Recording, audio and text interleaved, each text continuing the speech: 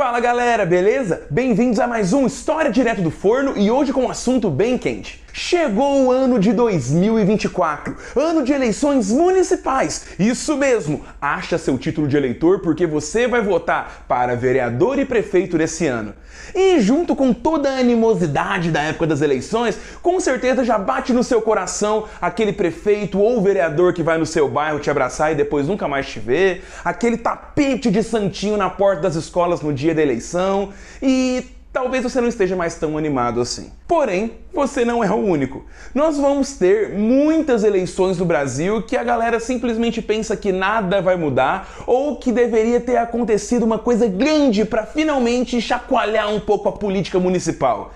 E é por isso que nós vamos ter no Brasil dois momentos que o voto de protesto acabou elegendo dois animais. Em São Paulo, um rinoceronte e no Rio de Janeiro, um macaco. Antes de eu contar essa história, você já sabe, deixa aí o gostei no vídeo, se inscreve no canal e se curtiu, compartilha com os amigos. Agora, sem lenga-lenga, bora pro vídeo. Começamos na década de 50, propriamente dito o ano de 1959. São Paulo, capital de São Paulo, ainda não toda essa potência urbana e econômica que a gente conhece hoje, mas ali na década de 50 já temos a instalação de grandes fábricas, grandes bairros de imigrantes chegando ali na cidade, assim como toda uma política local focada em apenas um homem, ele, Adhemar de Barros.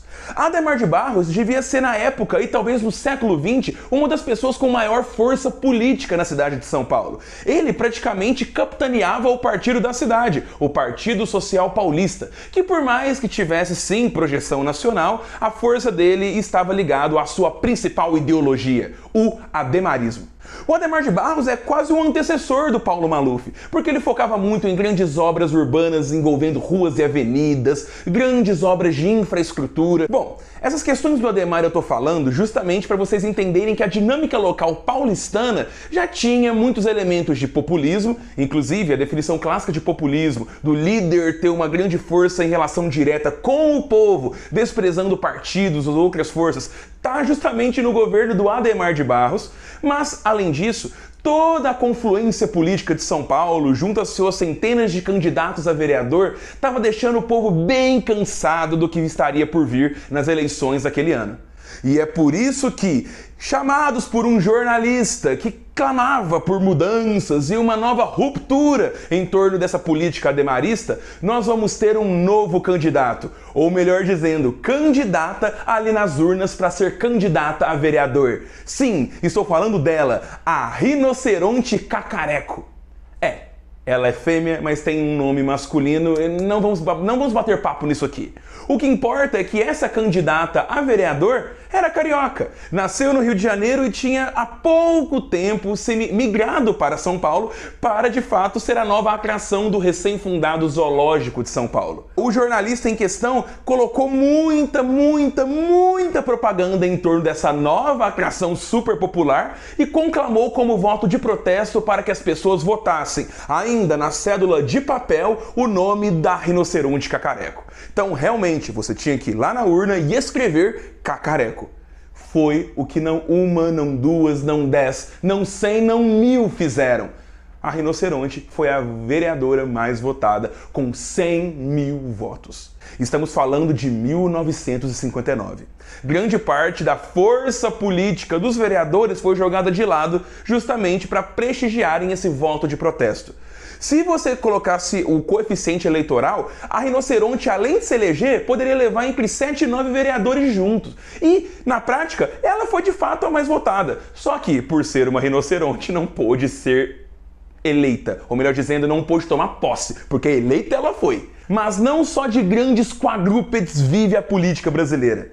No ano de 1988, ali, já com a nova Constituição assinada, o Brasil acabando com a ditadura, já no governo de José Sarney, primeiro presidente civil que realmente tomou posse, no lugar do Tancredo Neves, né?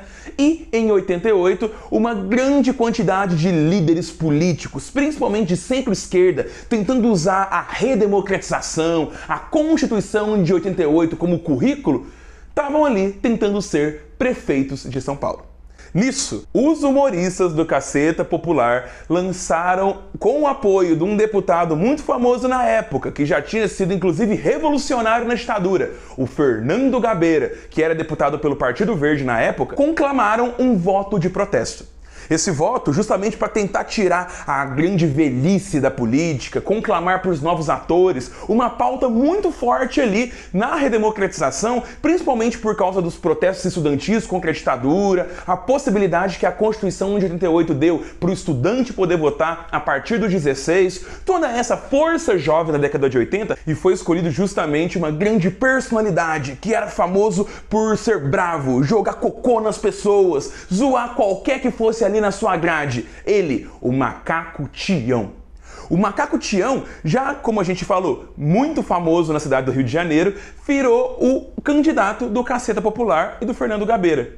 E pasmem, ele conseguiu 400 mil votos. Foi o terceiro candidato com mais votos e quase vai para segundo turno se a gente contasse como a gente conta hoje em dia. Então, a gente teve essa plataforma que foi muito, inclusive, chocante para outras lideranças de esquerda, que ficaram chocados pelo jovem ser burro e foi, na visão deles, um jovem burro votar num macaco para praticamente criticar a classe política.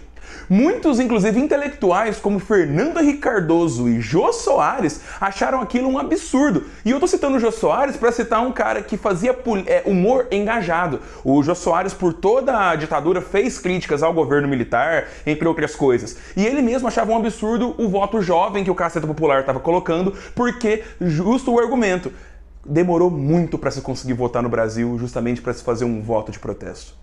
Então essa questão toda causou uma briga entre humoristas, políticos, mas foi uma grande sensação para a comunidade jovem. O Macaco Tião conseguiu 400 mil votos. Não foi eleito, mas entrou muito pro imaginário a ponto de ter uma estátua sua na entrada do zoológico do Rio de Janeiro. Bom, com essa atenção cobrada, é muito interessante ver que esse sentimento de voto de protesto e de um desconcerto com a classe política já está muito presente na história das eleições brasileiras. E você, sabia do rinoceronte cacareco e do macaco Tião? Conhece algumas outras histórias da política que você quer que eu comente? Quer que eu comente mais sobre eleições conforme o ano passa? Deixa aqui nos comentários. De resto, vejo vocês segunda que vem com mais um História Direto do Forno.